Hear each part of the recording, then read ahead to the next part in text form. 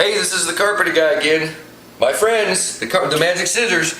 Here's another use for your magic scissors. Let me show you the subject here, right down in here. We're working on that same blue carpet. You've seen this a couple times if you've been watching these videos. See all these? These is little bitty flecks of paint. And by the way, if you're painting, I've heard about something. It's new technology, I think. I'm not sure. But they've just recently released this, and for painters, especially home painters that aren't professionals, but even for professionals as well, they've invented this new thing, and it's totally fantastic. It's called a drop cloth.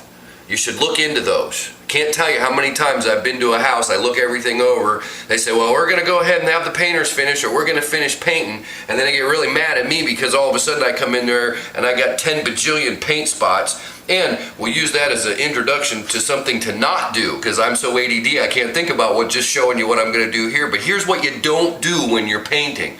When you, we get to use the Magic Carpet Guy technical term. When you drip paint down on your carpet in your middle of the paint, in the middle of the paint job, here's what you don't do. You don't take your towel and go and rub it nice and in the carpet. Now you can do that if you're gonna take some soap and water and your wet dry vac and rinse it all back out, but you're actually better off to deal with a big chunk of dried paint that you can reach down into the base with this pair of scissors and cut out the drip where you dripped.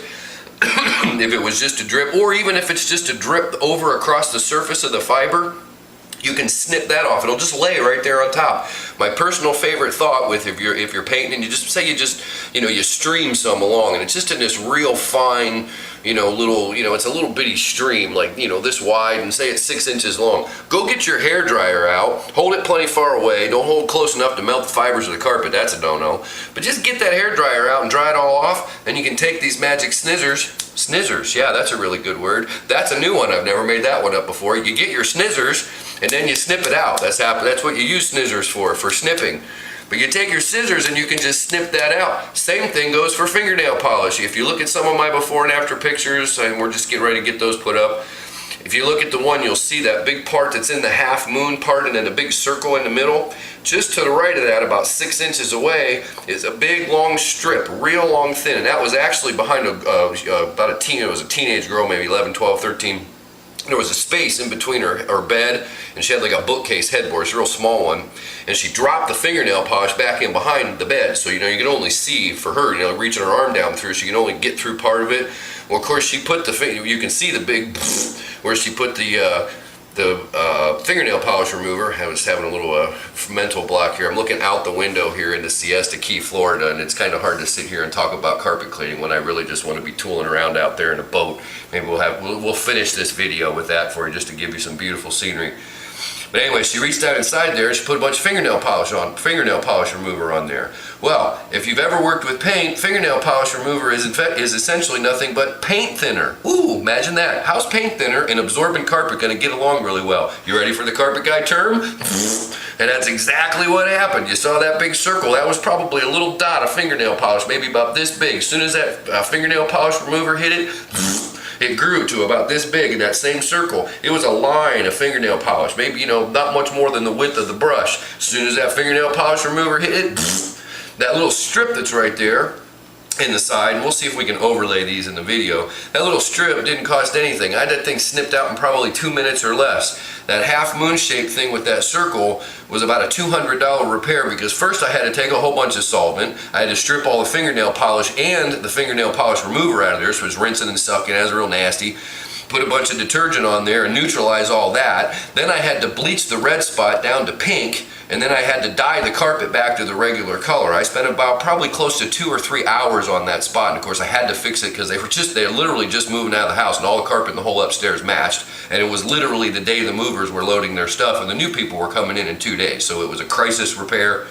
Anyways, back to where we are. So fingernail polish paint, if you get anything on the carpet, don't with fingernail polish remover. And again, if you are going to use fingernail polish remover, get some soap and water on there, get your wet dry vac out, and keep flushing and rinsing that stuff, and at least get it all out of there, because as soon as you just actually don't even get the fingernail. That's not something you want to play with at home. That's something you call the carpet guy for, or hopefully there's a carpet guy near you where you can get a hold of them. Anyways, back to this. Snizzers for snipping. Watch this. Little paint spot, bleh. Man, I should have done my carpet guy talking warm-up exercises today, because I'm having a heck of a time articulating. Yeah, it's easy for me to say. That's what's so fun about watching these videos. You can watch the carpet guy mumble and stumble and trip over hoses and not think to get those hoses out of the way before he started. But see how he's little, again, he's just little flecks. They're not lint. You can see if they were lint, they just go away. And actually, some of these I can probably just get off just with my fingernail, like you saw me do if you watch the burn repair video. And just scrape them out. Now those are all loose. You can see them all moving around. And, you can scrape them with my fingernail or just go around with my scissors and snip. And that's it. Simple, easy, painless. Very quick repair, something anybody with the hand that articulates well enough to squeeze scissors.